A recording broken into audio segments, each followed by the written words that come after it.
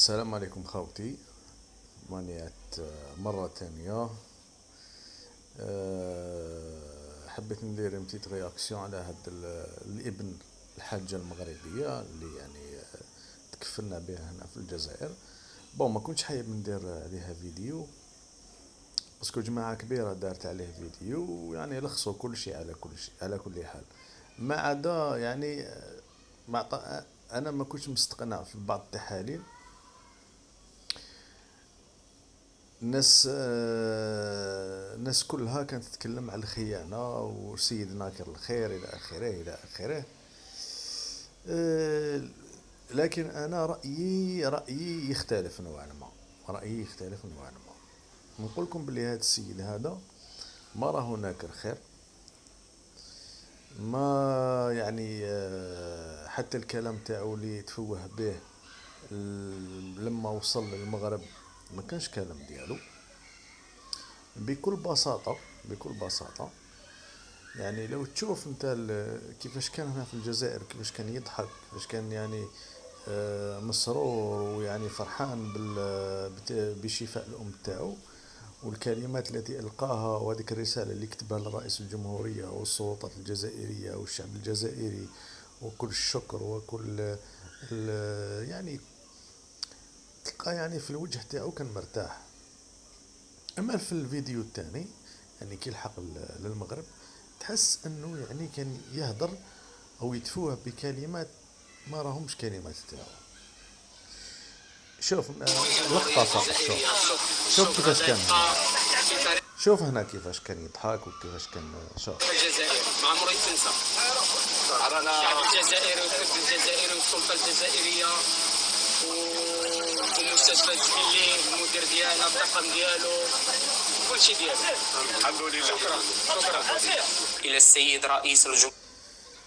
كان يشكر منا وكيكمل يعني يضرب على صدر مستر ابي، يعني يعني ستان جيست دو ريميرسيمون. وشوف يعني كي لحق المغرب كيفاش كان يتكلم، وشوف الوجه تاعو كيفاش يعني تغير تماما. تفضل. عار حشومة هي يعني. شوف راهو يبوغي، تحس باللي انه راهو يخمم واش يقول، يعني ما لقاش الكلمات. شوف هاد الوقت هذا هذيك الانسان يستغل هاد الام هادي.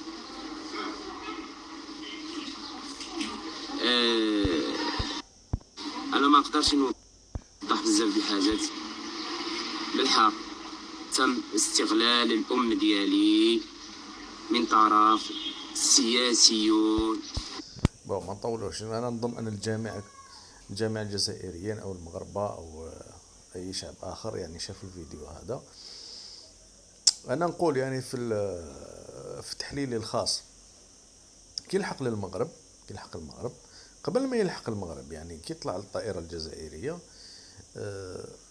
ربما كان يتلقى بعض الضغوطات، لكن كي يلحق للمغرب شيء أكيد وأكيد جدا تلقى الضغوطات من المخزن المغربي.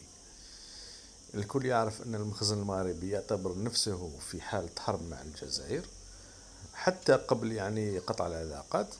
والكل يتذكر حادثة القنصلي المغربي في وهران، لما يعني جو عنده مجموعة من المغاربة وشكاولوا ما على باليش وشكاولوا على كل حال، وقال لهم راني الآن حاليا رانا في بلد عدو. يعني في هذاك الوقت هما كانوا يعتبرونا أعداء وحنا يا الأخبر. احنا كنا على بالنا المهم هو كي هبط للمغرب حطوا له الكابوس فوق راسه، فهمت؟ وقع فيها تهديدات، وقع فيها اشياء اخرى.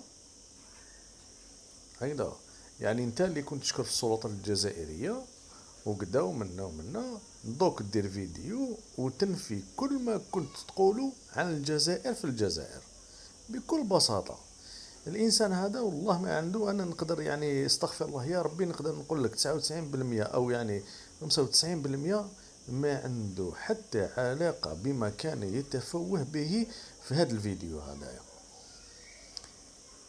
يا ودي كيما دارولوش القرعة في كيما دارولوش القرعة راهو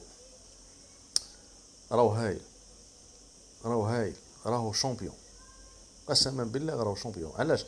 لان المخزن المغربي المستوى تاعو تالمون يعني رديء ورديء ورديء ورديء وضعيف ضعيف ضعيف ضعيف جدا، يلحق به الامر ينزل المستوى ويدير هاد الافعال هذه، يديرها نورمال ما عندوش مشكل كاع، لان المستوى تاعو هذاك هو.